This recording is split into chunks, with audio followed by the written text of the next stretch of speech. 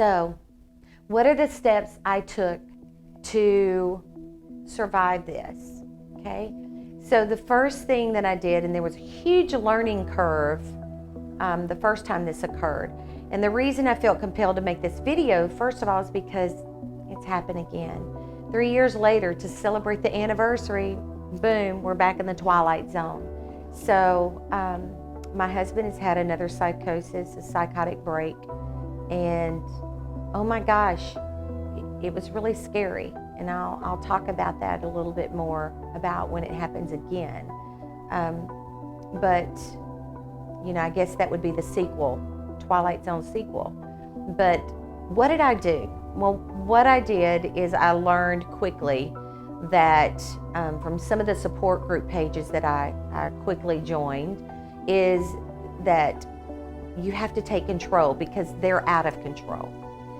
And you can quickly have years of what you've worked for together, things that you have, you know, prepared for financially, things like that, that it can quickly just be gone in a minute because they're not thinking rational.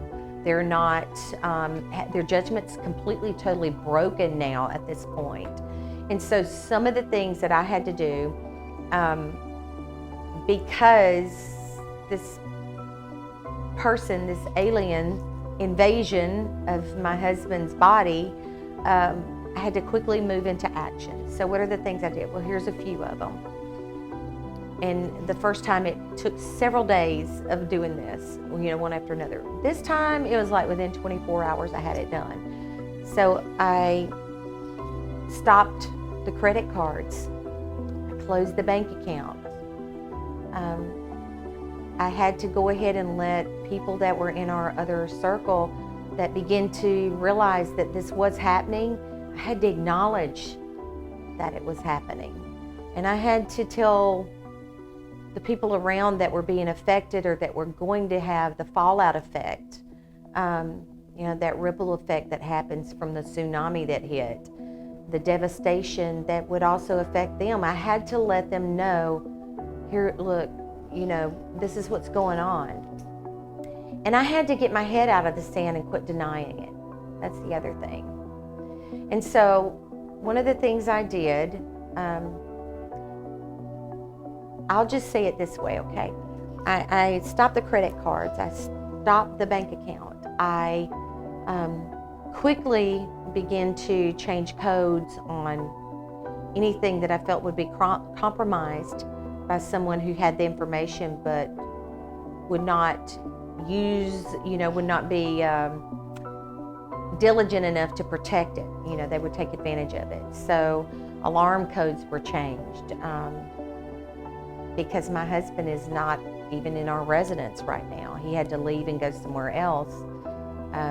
Part of that was due to the psychosis because of the things he's believing that he has to pursue other things. That's very difficult.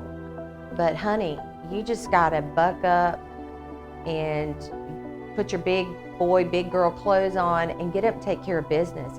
It's not the time to feel sorry for yourself. It's not the time to sit in a puddle and cry. By the way, I did that too. You can do that. I began to grieve my husband as I saw him fading away this time around. I recognized it. I didn't want to admit that it was happening, but as I saw him slowly fading, I had to finally own it. And I grieved, and oh my gosh, did I grieve.